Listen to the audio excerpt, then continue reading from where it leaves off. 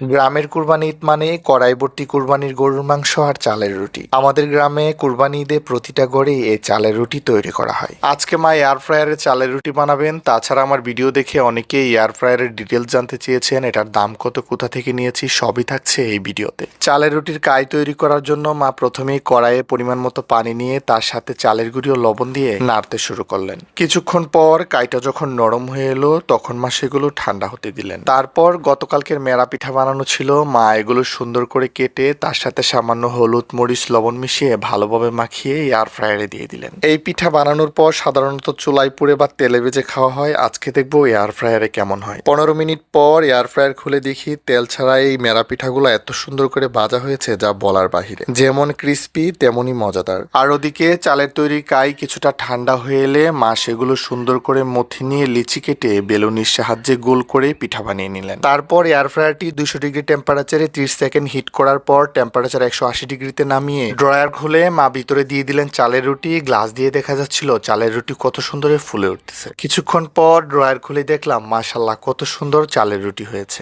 আবারও দিয়ে দিলাম আরেকটা রুটি। এবার রুটিটা একটু কড়া করে ভাজবো, দেখি কেমন মুচমুচে হয়। 3 মিনিট পর এয়ার ফ্রায়ার খুলে দেখি রুটিটা এত মুচমুচে হয়েছে হাত দিলেই ভেঙে যাচ্ছে। এরকম মুচমুচে চালের রুটি দিয়ে গরুর গোশত খাওয়ার স্বাদই আলাদা। অনেকে মুরগির মাংস ভেজে রান্না করতে পছন্দ করেন, কিন্তু অতিরিক্ত তেল দিয়ে মুরগির মাংস ভাজলে সেটা স্বাস্থ্যের জন্য ক্ষতিকর। তবে ঘরে যদি একটা এয়ার ফ্রায়ার থাকে, কম তেল দিয়েও খুব সুন্দর করে মুরগির মাংস ভাজা যায়। এই মাংসগুলো ওই দিন মা এয়ার ফ্রায়ারে ভেজে রান্না করেছিল।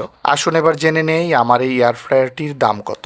এটি হচ্ছে TQIU ব্র্যান্ডের B3 মডেলের 5 লিটারের এয়ার ফ্রায়ার, যার বর্তমান মূল্য 7,988 টাকা। আমি এই চমৎকার এয়ার ফ্রায়ারটি নিয়েছি TQIU ফেসবুক পেজ থেকে। ভিডিওর ডেসক্রিপশনে তাদের পেজ আমি মেনশন করে দিব, আপনারা ওখানে গিয়ে এটা কালেক্ট করতে পারেন। এদিকে মায়ের সবগুলো চালের রুটি ভাজা শেষ। দেখুন সবগুলো রুটি কত সুন্দর ফুলকো ফুলকো আর সুন্দর হয়েছে। এই চালের রুটির জন্য মা কড়াই ভর্তি করে কুরবানির মাংস রান্না করেছে। আজকে মজা করে চালের রুটি দিয়ে কুরবানির মাংস খাবো। আজকের ভিডিওটি কেমন লাগলো কমেন্টে জানাবেন, আর নতুন হলে ফলো দিবেন। ধন্যবাদ।